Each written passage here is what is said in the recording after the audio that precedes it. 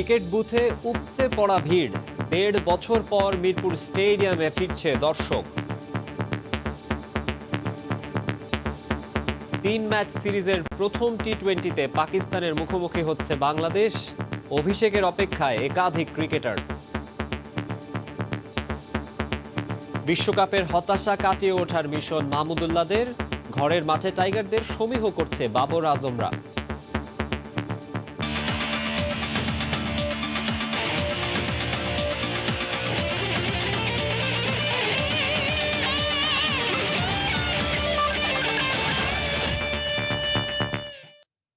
বিশ্বের নানা প্রান্তের খেলাধুলার খবর নিয়ে আমাদের নিয়মিত আয়োজন খেলার সময়, আর এই আয়োজনে আপনাদের সঙ্গে আছি আমি মাকসুম আলম খান। বাংলাদেশ পাকিস্তান টি-20 সিরিজের খবর। অপেক্ষার পালা শেষ, মাঠে গড়ানোর প্রতীক্ষায় ৩ ম্যাচের টি-20 সিরিজ। প্রথম ম্যাচ আজ দুপুর 2টায়। বিশ্বকাপ ব্যর্থতার পর এই সিরিজ দিয়ে টিম টাইগাররা শোনাবে নতুন দিনের গান। সিনিয়রদের শূন্যতা অনুভব নয়, বরং তরুণদের ওপরই ভরসা রাখছেন বাংলার ক্যাপ্টেন মাহমুদুল্লাহ রিয়াদ। অন্যদিকে ঘরের মাঠে টাইগারদের সমীহ করছেন পাকিস্তান দলপতি বাবর আজম। পরিবর্তনের স্লোগান ২২ গজে তারুণ্যের নব আহ্বান, এ যেন ভিন্ন এক বাংলাদেশের গল্প। বিশ্বকাপ ব্যর্থতার পর এই দলটাকে নিয়ে সমালোচনা কম হয়নি। জবাবটা ক্রিকেটারদের এবার ব্যাটে বলে দেওয়ার পালা। প্রতিপক্ষ পাকিস্তান বলেই হয়তো বাড়তি রোমাঞ্চ, আর ডমিঙ্গোর জন্য হয়তো শেষ সুযোগ। শেষ দিনের অনুশীলনেও ক্যাচিং, ফিল্ডিং, ব্যাটিং নিয়ে হয়েছে আলাদা কাজ। নিজ শক্তি স্পিনেই হয়তো ভরসা রাখবে ম্যানেজমেন্ট। সিনিয়র, জুনিয়র কিংবা পঞ্চপাণ্ডব তত্ত্ব নয়, দলে যারা আছেন তাদের উপরই ভরসা কাপ্তান রিয়াদের। ওই ইয়াং টিম তো অবশ্যই একটা চ্যালেঞ্জিং তো হবে। অন্যদিকে বিশ্বকাপে উঠতে থাকা পাকিস্তান জানে নিজেদের ডেরায় টিম টাইগার কতটা ভয়ঙ্কর, তাই তো হালকাভাবে দেখার নেই কোনো শরীর। এ ম্যাচের আগে বাংলাদেশের জন্য অনুপ্রেরণা হতে পারে মিরপুরে সবশেষ 2 টি-20তে পাকিস্তানকে হারানোর আত্মবিশ্বাস। দীর্ঘ ১৯ মাস পরে ঘরের মাঠে দর্শকদের প্রত্যাবর্তন, বদলে যাওয়া বাংলাদেশ কিংবা তারুণ্যের সংকল্প, এইসবে ভর করে মাইটি পাকিস্তানকে ভরকে দিতে চায় টিম টাইগার। সেই সঙ্গে ঘরের মাঠে টানা সিরিজ জয়ের অনুপ্রেরণা তো আছেই, তবে সব ছাপিয়ে এক্স ফ্যাক্টর হতে পারে মিরপুরের ওই মরা উইকেট। শেরে বাংলা ক্রিকেট স্টেডিয়াম থেকে মাহবুব লিমন, সময় সংবাদ, ঢাকা। আর কিছুক্ষণ পরই শুরু হবে বাংলাদেশ পাকিস্তান 3 ম্যাচ সিরিজের প্রথম টি-20। মিরপুরের শেরি বাংলা ক্রিকেট স্টেডিয়াম এলাকায় আছেন আমাদের রিপোর্টার তারেক হাসান শিমুল। সবশেষ খবর জানতে সরাসরি চলে যাচ্ছি তার কাছে। শিমুল। মাকসুম, আর কিছু সময়ের অপেক্ষা। বাংলাদেশ পাকিস্তান যে প্রথম টি-20তে মুখোমুখি হবে, 1:30টার দিকে হচ্ছে টস অনুষ্ঠিত হবে এবং 2টা থেকে ম্যাচটি শুরু হবে। দীর্ঘদিনের যে খরা কাটতে যাচ্ছে বাংলাদেশে দর্শকদের মাঠে উপস্থিতির মাধ্যমে যে ম্যাচ অনুষ্ঠিত হয়, এর আগে আমরা প্রায় 2 বছর আগে আসলে দেখেছিলাম যে মাঠে দর্শকরা ছিল, যেটা করোনা ভাইরাসের আগে সীমিত টিকিটের ছাড়া হয়েছে, যেখানে 50% মাঝে আমরা যেটা টিকিটের ব্যাপারে কিছুক্ষণ আগেও সংবাদে প্রচার করছিলাম যে টিকিট নিয়ে আসলে দর্শকদের মাঝে একটা আক্ষেপ রয়েছে কালোবাজারিতে বিক্রির বিষয়টি। তবে আমি টিকিটের পাশাপাশি যদি আজকে ম্যাচটা নিয়ে একটু কথা বলি, পাকিস্তান দুর্দান্ত ছন্দে রয়েছে, সেটা সবার জানা। বিশ্বকাপে আমরা তাদের পারফরমেন্স দেখেছি, তবে বাংলাদেশ যে পরীক্ষা নিরীক্ষার একটি সিরিজ শুরু করতে যাচ্ছে, সিনিয়রদেরকে ছাড়া আমরা যেটা দেখেছি বেশ কিছু নতুন মুখ আমরা এই সিরিজে দলে যুক্ত করা হয়েছে। যদি একাদশটার কথা বলি, একাদশটা যেভাবে হতে পারে আজকে, যেটা আমরা এই যে 16 সদস্যের স্কোয়াড দেওয়া হয়েছে, সেই স্কোয়াড থেকে যদি বলি যে ওপেনিংয়ে হয়তো আমরা সাইফ হাসানকে দেখতে পাবো নাইম শেখ নাইমের সাথে। তাছাড়া যদি আমি বলি যে ওয়ান ডাউনের শান্তর উপর ভরসার একটা কথা আমরা শুনেছি, এবং কি 4 নম্বর, অর্থাৎ যেহেতু মুশফিকুর রহিম নেই এই সিরিজে, 4 নম্বরে হয়তো মাহমুদুল্লাহ রিয়াদকে দেখা যেতে পারে। তো যদি 5-6-এর কথা বলি, সেখানে হয়তো ইয়াসির রাব্বিকে যে দলে নেওয়া হয়েছে, এবং কি পাওয়ার হিটিংয়ের যে বিষয়টির কথা বারবার বলা হচ্ছে টি-20 ফরম্যাটে, যেটা খুব বেশি দরকার, তাকে চেষ্টা করা হচ্ছে। যদি বলি টিম ডিরেক্টর খালেদ মাহমুদ সুজনের কথা বলি, তিনি বিভিন্ন সময় আসলে গণমাধ্যমে বলেছিলেন আস্থা রাখতে চাচ্ছেন তাদের উপর। যদি বলি যে 6 নম্বরে আসলে 6 নম্বরের জায়গাটা কিছুটা বলা চলে যে আফিফের উপরই ভরসা রাখবেন, যেহেতু তিনি বিশ্বকাপে খেলে এসেছেন, যদিও তার সেই পারফরমেন্সটা ছিল না যে যেমনটা প্রত্যাশা ছিল আফিফের কাছে। তাছাড়া যদি 7 নম্বরের কথা বলি, 7 নম্বরে কিন্তু সোহানকে দেখতে পাবো উইকেট কিপার ব্যাটসম্যান। সেক্ষেত্রে কিন্তু যিনি আরেকজন উইকেট কিপার রয়েছেন আকবর আলী, তাকে হয়তো বা এই ম্যাচে না দেখা যাওয়ার খুব বেশি সম্ভাবনা রয়েছে। আর যদি বোলারদের কথা বলি, নাসুম স্পিনার রয়েছেন, তাকে স্কোয়াডে দেখা যাবে। পাশাপাশি রয়েছেন মুস্তাফিজ, বিশ্বকাপে খেলে এসেছেন, তাসকিনের পারফরমেন্স ছিল আশা জাগানিয়া। তারপর শান্তর কথা বলতে হয়, তাদের যদি শরীফুলের কথা বলছি, দুঃখিত, শরীফুল রয়েছেন। এই 3 পেসারকে নিয়ে হয়তোবা আজকের একাদশ সাজাবেন। উইকেটটার কথা যদি বলি, উইকেট নিয়ে অনেক বেশি আলোচনা হয়েছে। এই বিশ্বকাপে যাওয়ার আগেও যে 2টি সিরিজ খেলেছে নিউজিল্যান্ড এবং কি অস্ট্রেলিয়ার মধ্যকার, সেই সিরিজে আমরা খুব মন্থর উইকেট দেখেছি। এবারের সিরিজে হয়তোবা কিছুটা ব্যাটিং ফ্রেন্ডলি উইকেট দেখা যেতে পারে। যদিও আমরা এই মিরপুরের যেই অ্যাভারেজ রান লাস্ট 1 বা 2 ইয়ার্সে যদি দেখি, সেখানে আমরা যেটা দেখেছি যে 119-20 পর্যন্ত আসলে অ্যাভারেজ রানটা ওঠে। তবে আজকের এই ম্যাচটায় বিসিবি থেকে শুরু করে যে ক্রিকেটাররা এই সিরিজের আগে বারবার বলছিলেন যে কিছুটা ব্যাটিং সহায়ক উইকেটের কথা বলছিলেন। প্লাস হচ্ছে যারা রয়েছেন, যে পেসাররা রয়েছেন, পেসাররা যেন একটু সুবিধা পায়, সেই জায়গাটায় আসলে প্রত্যাশা করেছিলেন। সেই ক্ষেত্রে কিন্তু আসলে বলা যায় যে একটু ব্যাটিং সহায়ক উইকেটের ব্যাপারে আসলে কথা চলছে। তবে ম্যাচটাকে কেন্দ্র করে কিন্তু দর্শকদের আসলে একটা উৎসবমুখর উপস্থিতি আমরা দেখছি। ব্যানার, ফেস্টুন থেকে শুরু করে যারা এই খেলা দেখতে আসার জন্য বিভিন্নভাবে মানে একটা সাজ একটা অবস্থা কিন্তু বিরাজ করছে মিরপুরের স্টেডিয়ামে। তো মাকসুম, আমার কাছে এই ছিল সবশেষ মিরপুর থেকে। বাংলাদেশ পাকিস্তান প্রথম টি-20 ম্যাচ দিয়েই আসলে 1.5 বছর পর মিরপুর স্টেডিয়ামে দর্শক ফিরছে, সেই সব খবর জানাতে আমাদের সঙ্গে মিরপুর স্টেডিয়ামের সামনে থেকে যুক্ত হয়েছিলেন রিপোর্টার তারেক হাসান শিমুল। এদিকে পাকিস্তানের সাম্প্রতিক ফর্মটা দুর্দান্ত, তাদের বিপক্ষে 200 রান করাটাকেও নিরাপদ নয় বলে মনে করেন বিসিবির সাবেক প্রধান নির্বাচক ফারুক আহমেদ। এদিকে পাকিস্তানের বিপক্ষে প্রথম টি-20তে অভিষেক হতে পারে একাধিক ক্রিকেটারের। সে দৌড়ে সবচেয়ে বেশি শোনা যাচ্ছে সাইফ হাসান ও ইয়াসির আলী রাব্বির নাম। পাকিস্তানিদের বুকে ক্ষত। দুর্দান্ত একটা বিশ্বকাপ খেলতে থাকা দলটা কেবল অস্ট্রেলিয়ার বিপক্ষে শেষ মুহূর্তে হেরে সেমিফাইনাল থেকে বিদায় নেয়। আন্তর্জাতিক ক্রিকেট ওদের দেশে এক প্রকার নির্বাসিতই। বিশ্বকাপের আগে ইংল্যান্ড ও নিউজিল্যান্ড পাকিস্তান সফর বাতিল করে, যেটা তাতিয়ে দেয় ওদের। 2022 টি-20 বিশ্বকাপ ভালো করতে চোয়ালবদ্ধ পাকিস্তান। টি-20 বিশ্বকাপ শেষ হবার 4 দিন পরই মাঠে নেমে গেছে তারা। বিশ্বজয় করতে প্রস্তুতিটা নেওয়া চাই ভালো, যার শুরুটা হচ্ছে এই বাংলাদেশ সফর দিয়েই।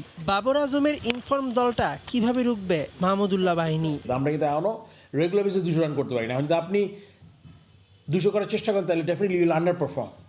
আর পাকিস্তান টিমকে আমরা দেখতে হবে যে ওরা কতটুকু নিচে রাখা যায়, জিনিসটা এরকম আর কি। সো আমি বলতে চাচ্ছি যে আপনার হোমওয়ার্কটা ওদের নিয়ে আপনার কি বলবো, অতি অ্যাম্বিশাস কিছু যাতে আমরা চিন্তা না করি। আমরা আমাদের স্ট্রেংথ নিয়ে খেলবো, আর ওদের উইকনেস কী আছে এটা আমরা ট্রাই করবো। ম্যাচ শুরুর 2 দিন আগে 12 জনের পেয়ার লিস্ট দিয়েছে পাকিস্তান। কেমন হতে পারে বাংলাদেশ দল, ধারণা পাওয়া গেছে বিভিন্ন সূত্রে। ওপেনিংয়ে নিশ্চিতভাবেই থাকছেন বিশ্বকাপে ভালো করা নাইম শেখ, লিটন, সৌম্য, সাকিব ও মুশফিক না থাকায় টপ ও মিডল অর্ডারে একাধিক ইয়াংস্টারকে দেখা যাবে। অভিষেকের অপেক্ষায় আছেন সাইফ হাসান ও ইয়াসির আলী রাব্বি। টিম কম্বিনেশনের হিসেবে দুজনই কিংবা দুজনের একজনকে রাখা হবে একাদশে। দীর্ঘদিন পর দলে ফিরছেন নাজমুল হোসেন শান্ত। মিডল অর্ডারে ভরসা অধিনায়ক রিয়াদ, থাকবেন আফিফ ও শেখ মেহেদি। উইকেটের পেছনে থাকবেন সোহান। দলে একমাত্র left army spinner Nasum Ahmed. 3 pacer নীতিতে খেলালে তাসকিন, মোস্তাফিজের সঙ্গী হবেন শরীফুল। আর 2 পেসার নিয়ে খেললে বাড়তি স্পিন অপশন হিসেবে বিপ্লব কিংবা শামীমকেও রাখা হতে পারে। একাদশ যেমনই হোক, পাকিস্তানের চেয়ে কিছুটা ব্যাকফুটে বাংলাদেশ। তবে মিরপুরের উইকেটে ভালো কিছুর আশা নিয়েই নামবে চরম চাপে থাকা টাইগাররা। মেহেদি নাইম, সময় সংবাদ, ঢাকা। 3 ম্যাচ সিরিজের দ্বিতীয় টি-20তে আজ মুখোমুখি হবে ভারত ও নিউজিল্যান্ড। প্রথম ম্যাচে জয় পাওয়ায় এ ম্যাচে জিতলেই সিরিজ নিশ্চিত হয়ে যাবে টিম ইন্ডিয়ার। অন্যদিকে সমতা ফেরাতে চায় নিউজিল্যান্ড। রাঁচিতে ম্যাচটি শুরু হবে সন্ধ্যা 7:30টায়। এবারের টি-20 বিশ্বকাপ ভালো যায়নি ভারতের। আয়োজক হলেও সুপার 12 থেকে বিদায় নেয় টিম ইন্ডিয়া। চির প্রতিদ্বন্দ্বী পাকিস্তানের কাছে 10 উইকেটে হেরে যাওয়ায় সমালোচনার ঝড় ওঠে কোহলিদের নিয়ে। এরপর আর ছন্দে ফেরা হয়নি তাদের। নতুন অধিনায়ক রোহিত শর্মার অধীনে নিউজিল্যান্ডের বিপক্ষে সিরিজটাও জয়ে শুরু হয়েছে টিম ইন্ডিয়ার। জয়পুরের জয়যাত্রা রাঁচিতে ধরে রাখার লক্ষ্য ভারতের। এক ম্যাচ হাতে রেখে সিরিজ নিশ্চিত করতে চায় তারা। দুর্দান্ত ফর্মে আছেন অধিনায়ক রোহিত শর্মা। লোকেশ রাহুলও ব্যাট হাতে ছন্দেই আছেন। বল হাতে ভুবনেশ্বর ও অশ্বিনে ভরসা ভারতের। প্রতিপক্ষ নিউজিল্যান্ড বিশ্বকাপের ফাইনালে হারের কষ্ট নিয়ে ভারতে এসেছে। প্রথম ম্যাচে হেরে ব্যাকফুটে আছে তারা। জয় দিয়ে সিরিজে ফিরতে চায় সাউদিরা। স্বর্ণ না জিতলেও নিজেদেরকে ছাড়িয়ে গেল বাংলাদেশ। এশিয়ান আর্চারি চ্যাম্পিয়নশিপের রিকার্ভ মিশ্র দ্বৈতে রৌপ্য জিতল বাংলাদেশের দুই আর্চার দিয়া সিদ্দিকী এবং রুবেল, যা এখন পর্যন্ত এশিয়ান আর্চারিতে বাংলাদেশের সেরা সাফল্য। রিকার্ভ মিশ্র দলগত ইভেন্টে ব্রোঞ্জ মেডেল ম্যাচে ভারত 6-0 সেটে উজবেকিস্তানকে পরাজিত করে ব্রোঞ্জ মেডেল জয়লাভ করে। ফাইনালে দিয়া সিদ্দিকী ও হাকিম আহমেদ রুবেল 5-1 সেটে কোরিয়ার রিও সু জং এবং লি সিয়ং ইয়ন এর নিকট পরাজিত হয়ে রৌপ্য অর্জন করে। পুরো টুর্নামেন্টের পৃষ্ঠপোষক সিটি গ্রুপ।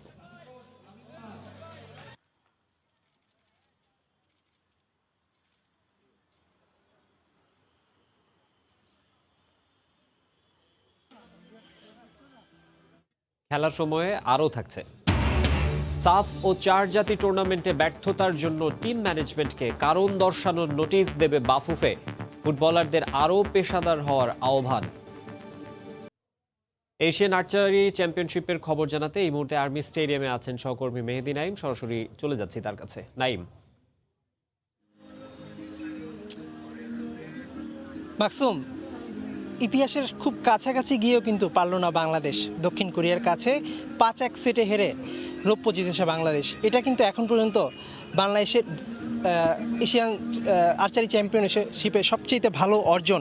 আসলে আজকে দিনের শুরুতে আসলে সবাই খুব উচ্ছ্বসিত ছিল এবং খুব অধীর আগ্রহ নিয়ে অপেক্ষা করছিল যে আজকে বাংলাদেশ ফাইনাল খেলেছে, এবং এবারই কিন্তু প্রথমবারের মতো কোনো ইভেন্টের ফাইনালে উঠেছে বাংলাদেশ।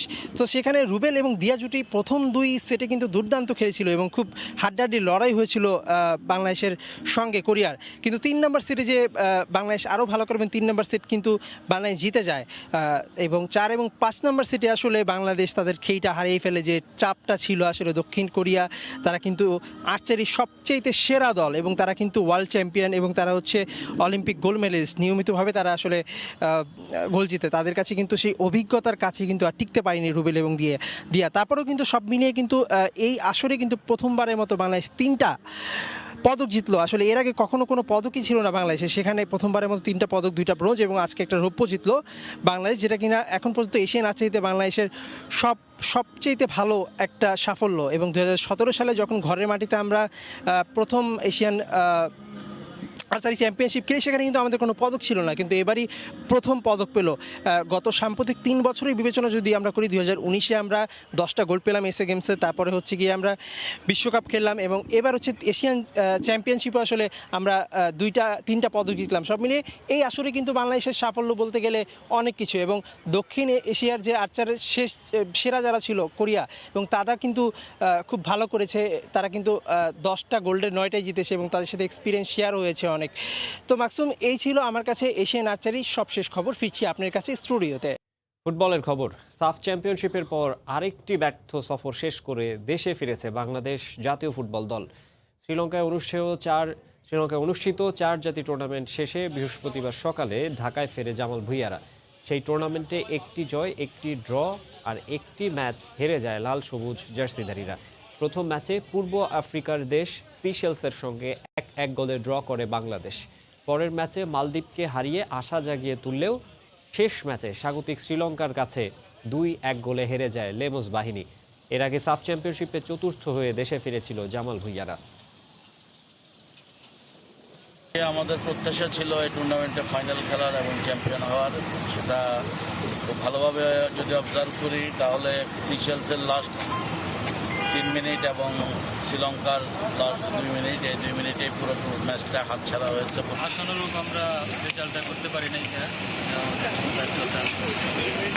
সামনে আরও ভালো কিছু করার চেষ্টা করবো আমরা। আর যে ফিনিশিং প্রবলেমগুলো হয়েছে স্ট্রাইকার, এগুলো সাফ ও চার জাতি টুর্নামেন্টে ব্যর্থতার জন্য টিম ম্যানেজমেন্টের কাছে জবাবদিহিতা চাইবে বাংলাদেশ ফুটবল ফেডারেশন। শুধু তাই নয়, চার জাতি ফুটবল টুর্নামেন্টের জন্য ক্যাম্পে যোগ দিতে যারা বিলম্ব করেছিল ইতোমধ্যে তাদের শোকজ করা হয়েছে বলে জানান বাফুফের সাধারণ সম্পাদক আবু নাইম সোহাগ। খেলোয়াড়দের আরও পেশাদার হতে সামনে জবাবদিহিতার ব্যবস্থা আরও জোরালো করা হবে বলেও জানান তিনি। স্বপ্ন অনেক দূর, দেশে ফিরবেন ট্রফি হাতে।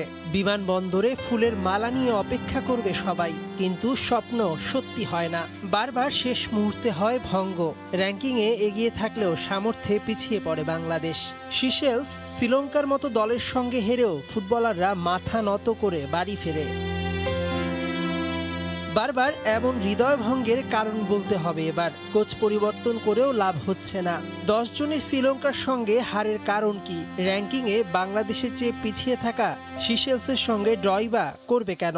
জবাব দিতে হবে এবার। যে কোনো অ্যাসাইনমেন্টই হোক, সেটা সাব চ্যাম্পিয়নশিপ বা চার জাতি টুর্নামেন্ট, আমাদের দলীয় যে পারফরমেন্সের ইভ্যালুয়েশন, সো সেই ইভ্যালুয়েশনগুলো আমাদের সবসময় হয়। সাম্প্রতিক সময় কিন্তু এই বিষয়গুলোতে প্রতিবেদনটা পাওয়া, সেটা নিয়ে অ্যানালাইসিস করা, আমাদের দলের বিভিন্ন পারফরমেন্স অ্যানালাইসিস করা, এবং যেগুলো আমাদের ফর্মাল ফোরামে মিটিংয়ে সেগুলো আমাদের উপস্থাপন করা, সেগুলো নিয়ে থ্রেড বিয়ার ডিসকাশন করা, আমাদের টেকনিক্যাল ডিপার্টমেন্ট বিভিন্ন জিনিসগুলো অ্যানালাইসিস করা।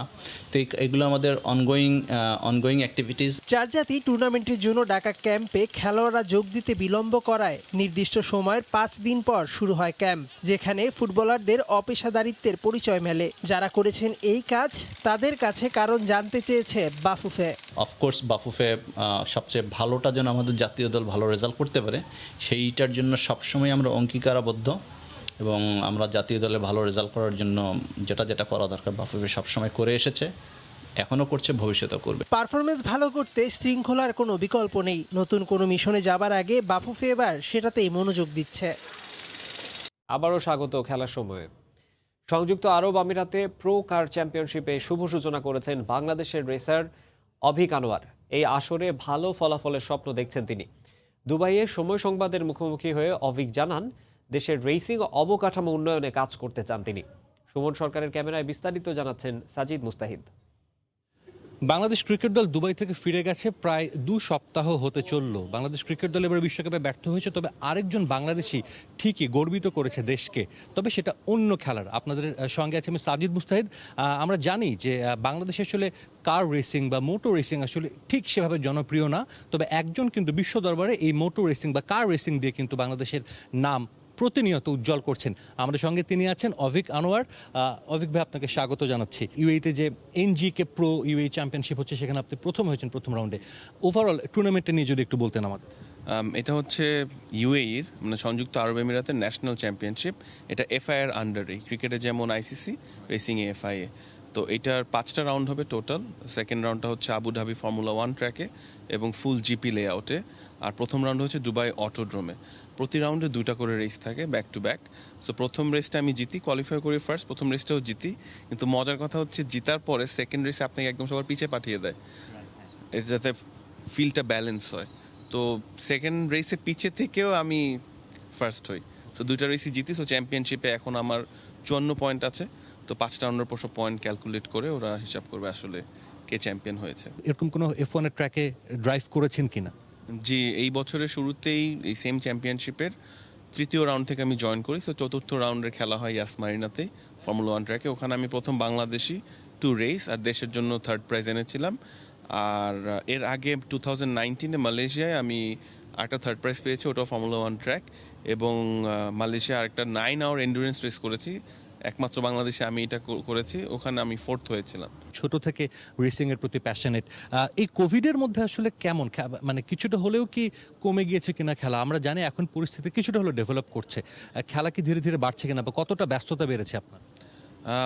আসলে পুরা সিজনটা প্যাক থাকার কথা ছিল কোভিডের আগে। কোভিড হওয়ার পরে রেসিং অনেকটা কমে গিয়েছে, কারণ অনেক রেস্ট্রিকশন এসেছে। সো দুবাই, ইউএই এরা খুব ভালো একটা কাজ করেছে, যে সব স্পোর্টস ইভেন্ট ওরা হোস্ট করছে, and they are doing it very successfully. India এখন শুরু হয়েছে ভেরি রিসেন্টলি, আর মালয়েশিয়াও খুব সুন শুরু হয়ে যাবে। সো আমি মেন্টালি প্রিপেয়ার্ড সবগুলোতেই ভালো করার জন্য। রেসিং নিয়ে আপনার সামনে ভিশনটা কি, বা আপনি কি স্বপ্ন নিয়ে আগাচ্ছেন? আমি এবার চাচ্ছি চ্যাম্পিয়ন হতে। বাংলাদেশ থেকে কখনো রেসিং চ্যাম্পিয়ন হয়নি, নাম্বার 1। নাম্বার 2, আমি একটা অবকাঠামো তৈরি করতে চাচ্ছি দেশের ফিউচার রেসারদের জন্য, যাতে তারা বাংলাদেশকে প্রাউডলি রিপ্রেজেন্ট করতে পারে। ইভেন্চুয়ালি আমি চাই কেউ ফর্মুলা 1-এ যে কম্পিট করুক বাংলাদেশ থেকে, বাংলাদেশি হয়ে। বাংলাদেশে আমরা জানি সেরকম কোনো অবকাঠামো নেই, কিছু একটা, এবং গাড়িগুলো অনেক এক্সপেন্সিভ, বড় বড় স্পন্সর দরকার হয়। বাংলাদেশ থেকে আসলে এটার জন্য কি করণীয়? মানে আপনি বলেন অবকাঠামো নেই, এছাড়াও মানে অর্থ তো একটা বড় প্রতিবন্ধকতা নিশ্চিতভাবেই। ফর্মুলা 1-এ অ্যাকচুয়ালি খালি টাকা থাকলেই হবে না, বা আর্থিক অবস্থা ভালো হলেই হবে না, আপনার অ্যাকচুয়ালি ট্যালেন্টেড হতে হবে, এবং 3 বছর বয়স থেকে শুরু করা লাগে ট্রেনিং, প্র্যাকটিস সব কিছু। তো এটা অনেক দূরের ভিশন। আপাতত কাছের যেগুলা, যেমন ফর্মুলা 4, ফর্মুলা 3, এগুলো অ্যাচিভেবল। আমাদের পার্শ্ববর্তী দেশ ইন্ডিয়া যে অনেকে ট্রেনিং করতে পারে ফর অল দিস, আর ইন্ডিয়া এখন নতুন একটা প্ল্যাটফর্ম করেছে যেখান থেকে ইজিলি ফিডার সিরিজ বলে, মানে ওখান থেকে ইজিলি ফর্মুলা 4 আর ফর্মুলা 3-তে যাওয়া যায়। সো ওইটা আমি চেষ্টা করব যাতে ফিউচারে কেউ যেতে পারে বাংলাদেশ থেকে। আসলে কতটা হোপফুল যে বাংলাদেশকে এই মঞ্চে একটা শিরোপা বা একটা সর্বোচ্চ পদক এনে দেওয়ার ব্যাপারটা? আসলে একটা প্রবলেম হয়ে গিয়েছে। আমরা বাংলাদেশ মোটর স্পোর্টস নামে একটা কোম্পানি আমার ফ্রেন্ড শুরু করেছিল, ওর গাড়িটা রেডি করার কথা ছিল, বাট যেহেতু এটা ওর ফার্স্ট টাইম, ও এটা করতে পারেনি ঠিক মতো, যেই কারণে আমরা একটু পিছিয়ে গিয়েছি। আমার আবু ধাবির একটা লোকাল ফ্রেন্ডের থেকে গাড়িটা এখন রেন্ট করতে হয়েছে। সো এই গাড়িটা আমি ইউজ টু না, গাড়িটা মোটামুটি ভালো। আর আবু ধাবিতে যে রেস হবে, maximum competitor is from Abu Dhabi itself. So ওরা they know the track like the back of their hand. তো ওদের সাথে কম্পিট করে পারা একটু টাফ হবে। আমি এমনিতেই নিজেকেই অনেক প্রেশার দিচ্ছি। সো আর চেষ্টা করবো ডেফিনেটলি ভালো করার, কারণ এটা আরেকটা মাইলস্টোন ক্রিয়েট হবে for Bangladesh in racing history. 1 বা 2 হতে, কারণ 3rd আগে হয়েছে। আমাদের দেশে আসলে সেরকম কি সাপোর্টটা পান? দেশে আসলে রেসিং এর কোনো স্ট্রাকচার নাই দেখে রেসিং কারগুলো ক্রিয়েট করার কোনো অবকাঠামো নেই। সো দেশ থেকে আসলে কিছু এক্সপেক্ট করা হার্ড এই রেসিং গাড়ির পার্টস হিসেবে, কিন্তু এইখানের অবকাঠামো, স্ট্রাকচার সবকিছু ইজ ইন্টারন্যাশনাল। আপনি এখন যে গাড়িটা ড্রাইভ করছেন সেটার অ্যাকচুয়ালি আপনার খরচ কত হয় বাংলাদেশি অর্থে বা বাংলাদেশি মুদ্রায় একটা গাড়ি এরকম তৈরি করতে?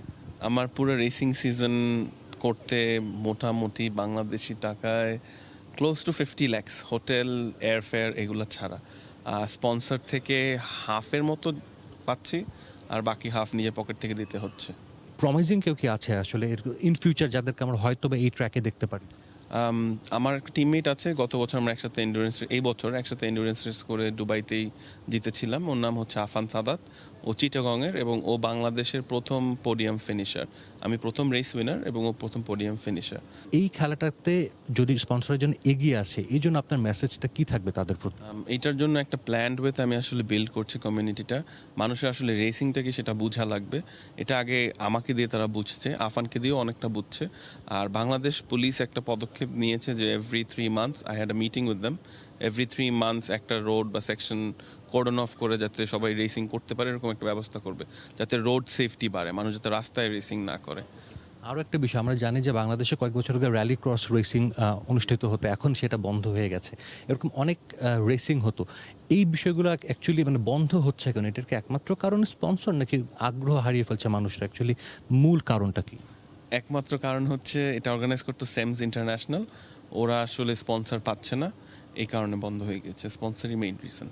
হয়তো বাংলাদেশ ক্রিকেট টিম এখান থেকে ভালো একটা কোনো কিছু নিয়ে যেতে পারেনি, কিন্তু উনি বাংলাদেশের ফ্ল্যাগ বিয়ারার এই টুর্নামেন্টে, একমাত্র বাংলাদেশে যিনি ইউএইতে এই টুর্নামেন্টে পার্টিসিপেট করছেন। আমাদের প্রত্যাশা এটাই থাকবে, তিনি এখান থেকে একটা ভালো ফলাফল নিয়ে তিনি যখন টুর্নামেন্টটা শেষ হবে দেশে ফিরে যাবেন। সাজিদ মুস্তাহিদ, সময় সংবাদ, দুবাই, সংযুক্ত আরব আমিরাত। খেলার সময় শিরোনামগুলো জানিয়ে দেব আরও একবার। স্টেডিয়ামে ফিরেছে দর্শক। এশিয়ান আর্চারি চ্যাম্পিয়নশিপে আগের রেকর্ড ছাড়িয়ে গেল বাংলাদেশ। রিকার্ভ মিশ্র দ্বৈতে রৌপ্য জিতলেন দিয়া ও রুবেল।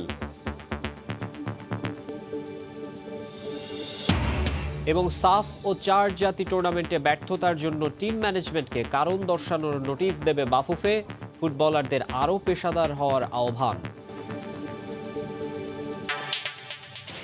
এই ছিল খেলার সময়ে, সঙ্গেই থাকুন সময়।